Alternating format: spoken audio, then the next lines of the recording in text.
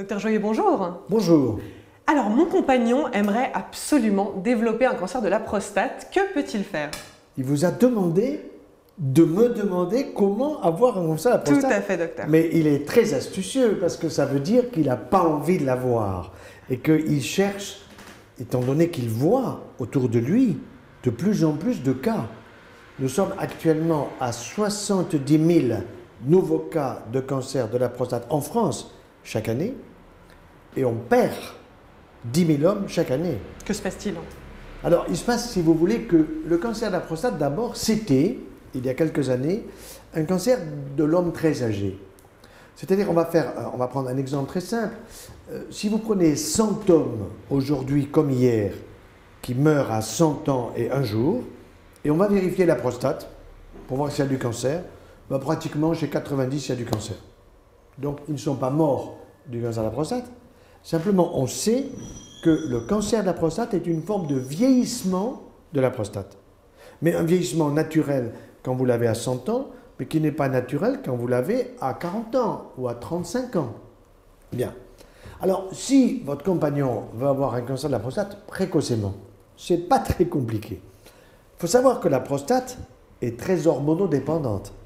Comme le sein de la femme est hormonodépendant des estrogènes et de la progestérone, eh bien, la prostate de l'homme est dépendante de la seule hormone fabriquée par les testicules de l'homme qui s'appelle la testostérone. Bien. Donc, pour qu'il développe un cancer de la prostate, il faudrait, surtout s'il est jeune, eh bien qu'il prenne de la testostérone en plus de celle qu'il fabrique avec ses testicules. Ça s'appelle le dopage. Quand un jeune homme prend du dopage pour faire du vélo, pour faire de l'athlétisme, pour faire du bodybuilding en particulier, pour faire du muscle, eh bien, la plupart du temps, il ne le sait pas, il prend des hormones. Quand je dis D, c'est une. Il prend une hormone anabolisante, et cette hormone, elle stimule non pas seulement sa prostate, mais elle va stimuler ses muscles, elle va stimuler tout le reste de son organisme, donc il va être avec des muscles très importants, vous voyez, très musclés, mais en même temps, il abîme sa prostate et le danger, c'est qu'à 39 ou 40 ou 45 ans, il fasse un cancer prostatique. J'en ai vu un cas à 39 ans de cancer de la prostate, et lorsque on m'a présenté le patient, j'ai dit tout de suite, vous faites monsieur du bodybuilding. Il me dit, mais comment vous le savez? Parce qu'on ne peut pas avoir un cancer de la prostate à 39 ans sans prendre des hormones qui sont dangereuses pour soi-même. Bien.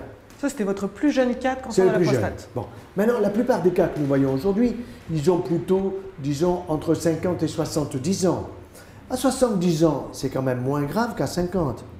Tout cancer qui apparaît chez un adulte jeune est toujours plus grave d'une façon générale, quelle que soit la localisation cancéreuse, qu'un cancer qui va apparaître chez une personne de 70 ans et au-delà. Exemple, hier j'ai vu un jeune de 30 ans avec un cancer de l'ésophage et de l'estomac, très grave, il l'aurait à 70 ans, beaucoup moins grave. Vous voyez, le même. Bon. Mais je reviens à la prostate. Alors, il veut avoir un cancer de la prostate, vous allez lui dire de fumer. Il faut qu'il fume, un paquet par jour, 2 paquets ça ira plus vite. Du papier maïs, parce que le papier maïs, alors voilà, au point de vue de l'immunodépression, c'est la totale. Bon. Donc là, il y a tout ce qu'il faut au point de vue du bureau de tabac pour trouver ça. Bon. Deuxièmement, il faut qu'il soit fort. Qu'il soit fort, ça veut dire quoi? C'est pas fort dans sa tête, mais qu'il soit fort, comme on dit d'un homme fort, qu'il soit gras, qu'il ait du gras. Qu'il ait du gras dans son corps. Et le gras dans le corps, très souvent, chez la femme, il va se situer assez souvent dans les seins. Chez nous, les hommes, dans le bassin. Ce n'est pas pareil. Et le bassin, c'est la partie basse du corps. Ça veut dire qu'il y a une masse grasse, si vous voulez, qui est une masse grasse que l'on connaît très bien sur le plan du métabolisme, qui est une masse grasse cancérigène. Une femme qui a trop de poids, du gras, un homme qui a trop de poids, du gras, c'est cancérigène. Chez la femme, les seins, chez l'homme, la prostate. Donc nous voyons des hommes aujourd'hui qui ne mangent pas, ils bouffent. Ils bouffent. Ça veut dire quoi? Ça veut dire qu'ils prennent énormément de sucre, aussi d'alcool, alcool fort, whisky, Pernod Ricard, gin, vodka, tout ce que vous voulez, plus du vin blanc, du vin rouge. Je ne suis pas du tout contre le vin, je ne suis pas du tout contre les alcools. Le problème, c'est la modération. Or là, l'homme est assez immodéré d'une manière générale. Et c'est là que vous avez un rôle important pour freiner un peu le compagnon en lui disant tu as autre chose à faire que de prendre tous les jours un whisky, que de prendre tous les jours une vodka, que de fumer encore une cigarette. Vous voyez? Donc, et souvent, cet alcool, cette cigarette, c'est un anti-stress. Les hommes sont stressés aussi, il n'y a pas que les femmes qui sont stressées. Donc le stress est un facteur. Mais ce n'est pas que le stress en tant que tel, c'est le stress par les conséquences. Quand vous êtes très stressé, eh bien, vous allez câliner votre estomac en prenant du Nutella, du Coca, du soda. Toutes ces choses-là sont mauvaises pour la santé. Parce qu'il y a trop de gras, parce qu'il y a trop de sucre. Parce que vous avez de l'huile de palme dans le Nutella, mais ça, évidemment, personne ne le sait. Mais moi, en tant que médecin, en tant que cancérologue, je dois vous le dire. Le Nutella, il faut laisser ça à ceux qui le fabriquent. C'est tout. Ce n'est pas bon pour notre santé. Et on habitue les enfants très tôt. Bon, ça, mais revenons à la prostate. Donc, tabac, vous avez compris. Bon, avoir du gras, du sucre, ça veut dire consommer beaucoup de fromage. Vous savez qu'il y a 24 milliards de litres de lait par an que l'on obtient en trayant les vaches. Bon, ben, il faut les faire boire, il faut les faire consommer par les trous de nez, par les oreilles, en suppositoire, de toutes les façons. Donc, c'est ce que j'appelle maintenant une surconsommation de produits laitiers qui peut être dangereuse chez l'homme comme chez la femme. Pourquoi?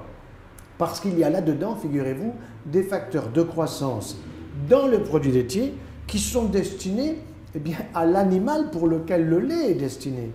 Or, la vache fait du lait pour son veau, la chèvre pour son chevreau, la brebis pour son agneau, la maman pour son enfant. Bon. Or, dans le lait d'une mère pour son enfant, vous avez des facteurs de croissance formidables pour aider l'enfant en une année à prendre 5 kilos.